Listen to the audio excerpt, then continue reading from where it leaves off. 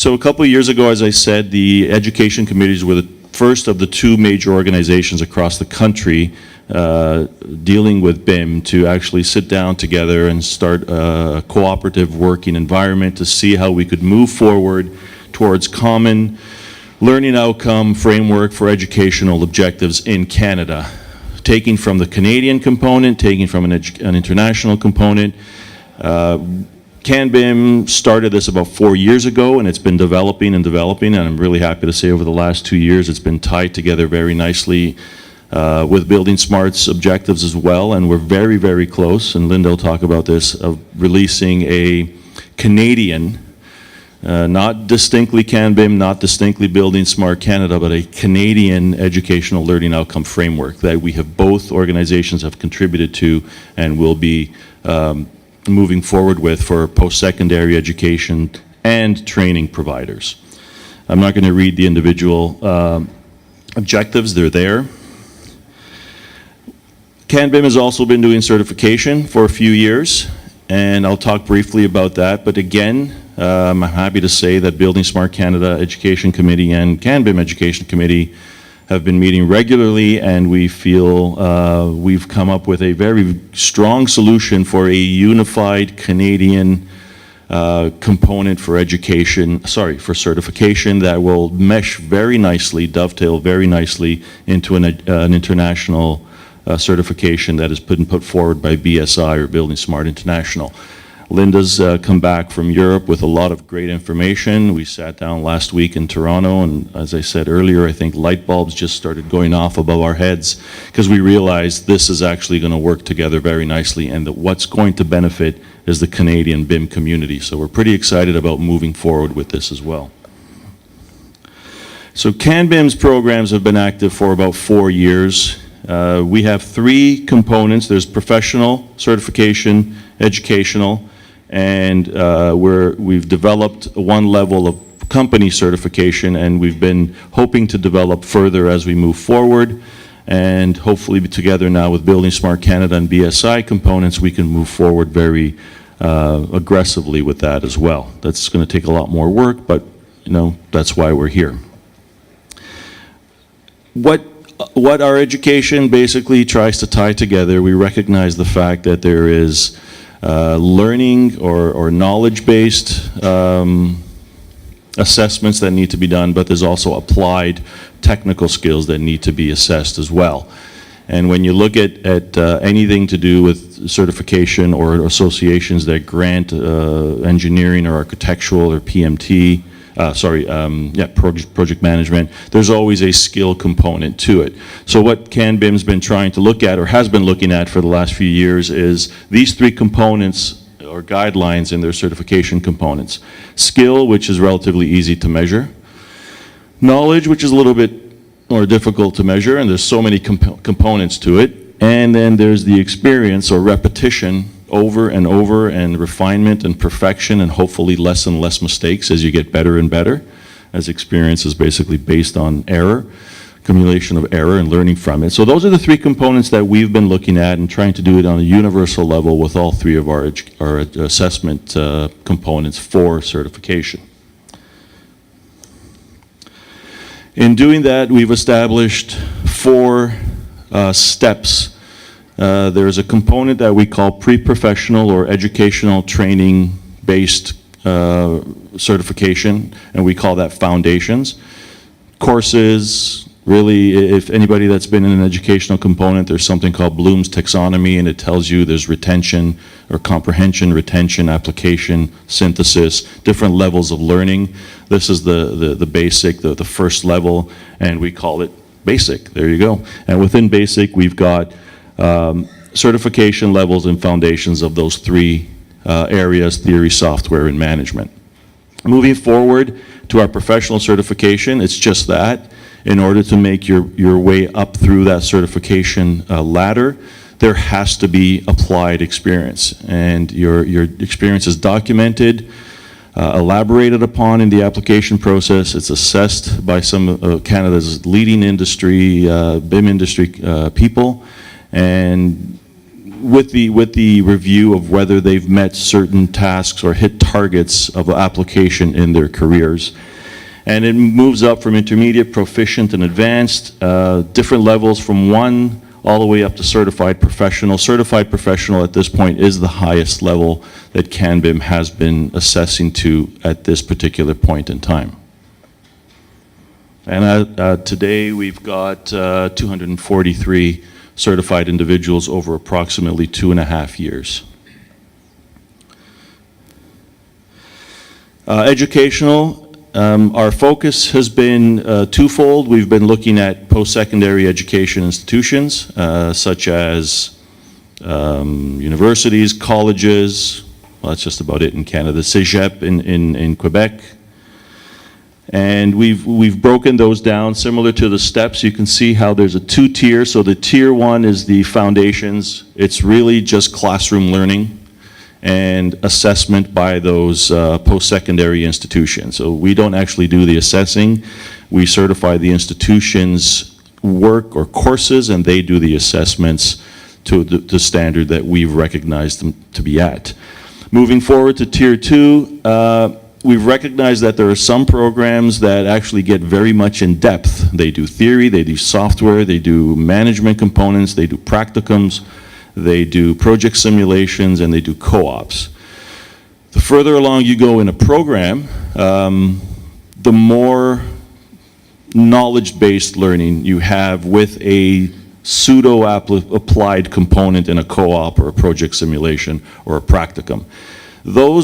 All those accumulated designations or foundations do give credit towards a professional certification. So if you're at educational level 3.0, which at the moment, I think we've only got 1 actually out of Spain, Ziggurat, and we're hopefully looking at a couple in Canada.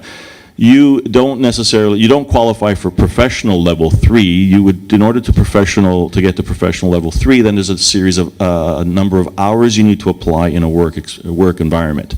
And it could range anywhere from 6,000 hours to 10,000 hours, 2,000 hours to 10,000 hours, depending on the level that you're trying to get to, whether it's a level 1, 2, or up to the CP. Every level will require different applied time or hours, apprenticeship if you want, to reach those levels.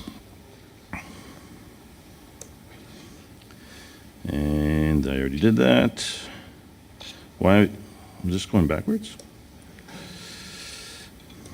So at the moment,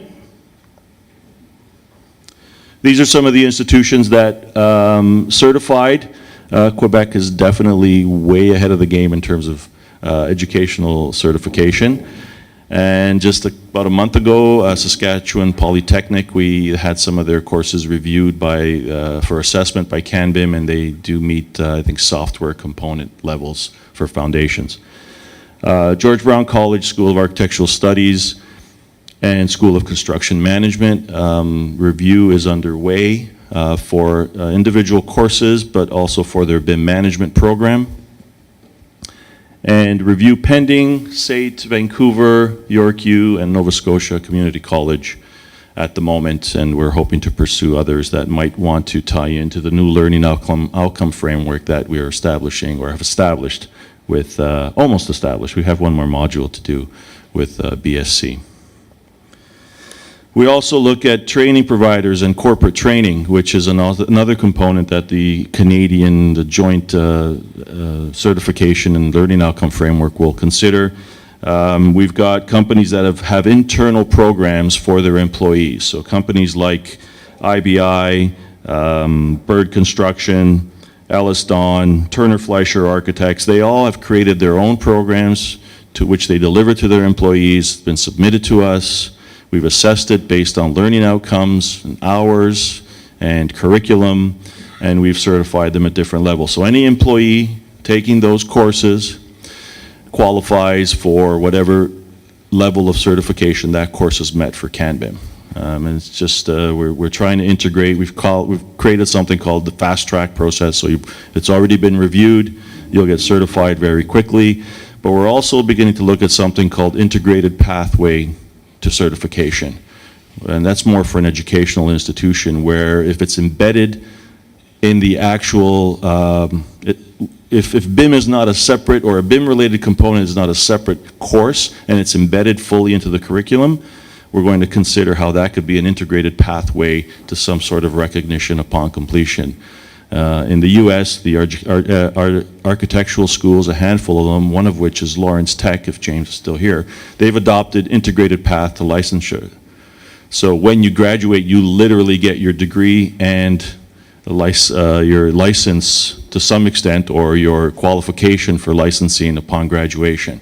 And you pay your liability insurance and you start practicing. So we're looking to see how we can try to integrate that into our program as well. Pending review, SNC Lavalin Dialogue and Red Cage. Hopefully we'll get them done fairly soon. So I'm done with what's been the CanBIM component thus far.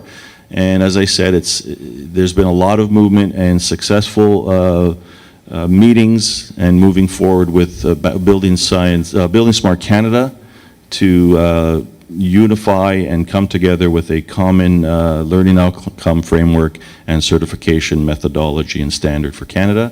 And I'm going to have Linda come up and talk about that. But I do have to read your bio first, Linda. So Linda has over 30 years diverse experience. Is this right? No? 30 years, actually 10 years. 30 years diverse experience in infrastructure asset management. She served as a military engineer in the Canadian Armed Forces in several roles in base construction engineering and at the National Defense Headquarters, including project officer on the joint, why are you looking at me like that, Linda? Joint U.S. Project Office to reconstruct and modernize the radar sites that had comprised the distant early warning line in Canada's Arctic. Most recently, her position was at Defence Construction Canada, where she developed the real property management service line. She currently has her own consulting business and is an adjunct professor here at Carleton in Ottawa, where she teaches management of critical infrastructure and has been involved in the development of building standards for the CSA and ISO since 2005. Linda, as I mentioned, is a member of buildingSMART Canada, chairing the Education Committee, and is the Canadian representative on the buildingSMART International People Compliance Committee. And she's a fellow of the Canadian Society of Civil Engineering and a member of the Institute of Asset Management. Welcome, Linda. Thanks, Pietro. All right, so as Pietro mentioned, we've this whole area of education has really been a moving field for the past year or so. As quickly as BIM is evolving, so is the BIM education field. And at the international level, when we created the joint working groups between our two organizations about a year or so ago, we thought we would have it cracked in a couple of months. And some of you have already heard some of the presentations we gave a year ago in Montreal. But things were moving very quickly at the international level as well. And so Pietro gave a very good explanation of what had been happening with the CanBIM certification. At the same time as the CanBIM certification was getting established, at buildingSMART International, they were moving along towards a certification program. And it sounds like a big mouthful, the People Compliance Committee. It sounds like something out of 1984, but it's not that draconian, yeah, thank you. So what buildingSMART International is looking at is what can be done at that international level, and there were two phases to the program. Phase one was looking at an individual qualification, and phase two was originally going to be a certification, and it's going to be something different now. And I'm not going to talk about that. We can discuss it in the panel afterwards, but I'm going to focus on phase one. And it fits in very nicely with CanBIM's fundamentals. So it's a fundamental understanding of what BIM is. And that's it, BIM basics. It's not a qualification you can put after your name, but it's an online test that you would take, and it would certify, or I guess, certify that you have a fundamental understanding of building information modeling. The accreditation aspect of it looks at industry training providers and in-house corporate training providers. So it's not aimed at tertiary institutions. That's not to say they can't apply and be involved, but it really is aimed at leveling that playing field. And why is it relevant? Because on an international stage, Canada isn't alone. And on the international stage, we need that common level of what building information modeling means. What is open BIM? So that when you work on something here in Canada, if you're involved in an international project, we're all talking about the same thing. So we thought this figure really showed it quite nicely, and that we have the CanBIM program. buildingSMART Canada's been involved in supporting and helping move forward the buildingSMART International program, and what we wanted to do is come up with a program that blends the two together. So that triangle in the middle. So we want to provide that both a national and an international framework, that people have a choice as to what path they want to follow, so that we can then say that Canada can also be a global leader. It's not CanBIM, it's not buildingSMART, it's the two of them together. And so that's what this program is that we want to do. And so it fits nicely because it complements the individual CanBIM, the initial CanBIM certification training. So we are not going to develop a parallel certification. The two components are coming together so that now the buildingSMART individual qualification becomes what was the CanBIM fundamentals. And then when we move on towards the competency levels, that's where we've got the CanBIM program. Many other countries have similar levels, similar competencies, and so we were starting to get this, this, where do we go? Australia's got one, the UK has one, and so I think, based on what happened in London, buildingSMART is not going to go down that route. And certainly here, we really like blending the two with the CanBIM and the individual qualification. So the goal isn't to deliver training. That is the function of training providers, that is the function of companies that have in-house training, that's the function of tertiary institutions. That's not what we're going to do. So it's similar to what's already been done with CanBIM, is that we have the open BIM training content, which comes from the buildingSMART program. Training organizations will be accredited, similar to the way they are accredited. So a learning outcome framework has been developed, and I'll talk about those modules in a moment. And then individuals will take an online test once they have taken a BIM Basics course from one of the accredited providers. It's a 30-question online test. You take it. There's a bank of questions, and once you've passed that test, then you can say you have this individual qualification. So I mentioned the Learning Outcomes Framework. The buildingSMART International LOF has 5 modules. And so each country can then create their own 6th module that nationalizes the content. So you have this international level of the 5 modules, and then the 6th one is what's unique to Canada. And that's what we're working on developing. So that's where our 2 committees are going to be coming together to identify 5 to 6 objectives that are unique to the Canadian sector. And then we will develop questions associated with that will go into this international individual qualification test. So when you take the test from Canada, you are taking it both at an international level and you're also having that Canadian perspective. So we're going to be developing that. We're going to merge the training provider approval process, and so how do we do that? And then the individual qualification, as I've mentioned, is this test that evolves from the 6 modules. The program management will be done by buildingSMART and CanBIM. CanBIM's got a really good structure in place with dealing with the initial accreditation program, and so we want to leverage that. There's a process that we developed back in Barcelona in October for buildingSMART International, and Pietro and I were talking, we think the two merge quite nicely together. So we're going to be looking at how we do that over the upcoming months, both in registering training providers. Again, we're talking about industry, not tertiary institutions. How do we approve those course objectives, and then how do we manage all of this? Because obviously there's a cost to doing this, and we've got to look at what those costs are. There are costs that buildingSMART wants, and we also know what the Canadian market can bear, and so we have to look at that.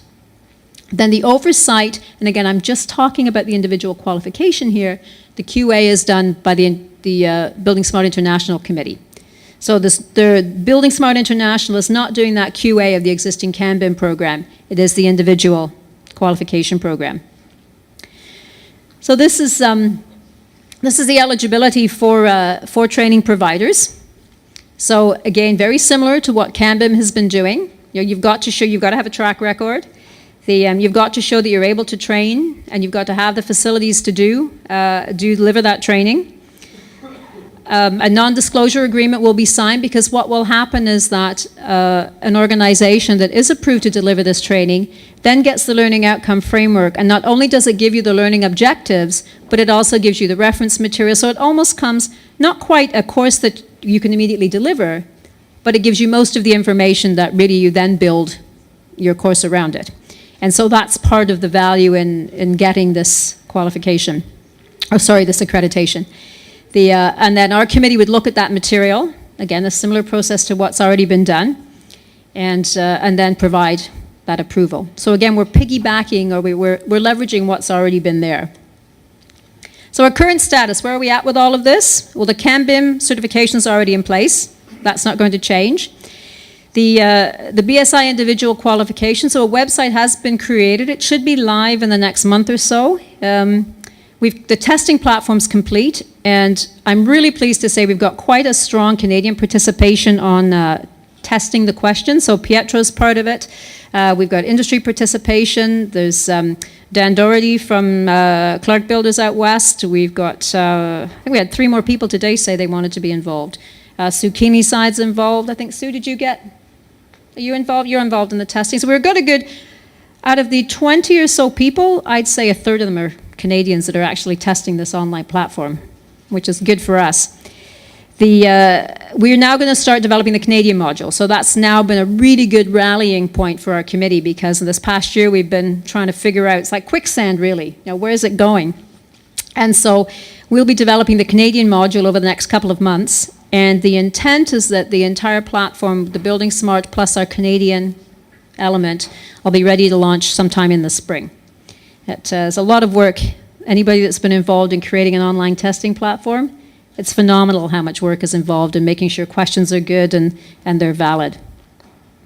So all of this fits in nicely. Many of you have seen this before. The BIM education strategy. This is we hammered this out about a year, probably about a year and a half ago now, Pietro, I think? A long time ago. This comes from the roadmap.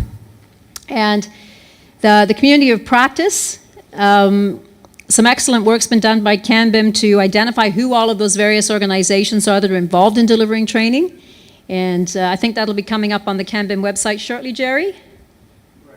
Yep. The reference curriculum, this is what we're doing with the Learning Outcomes Framework.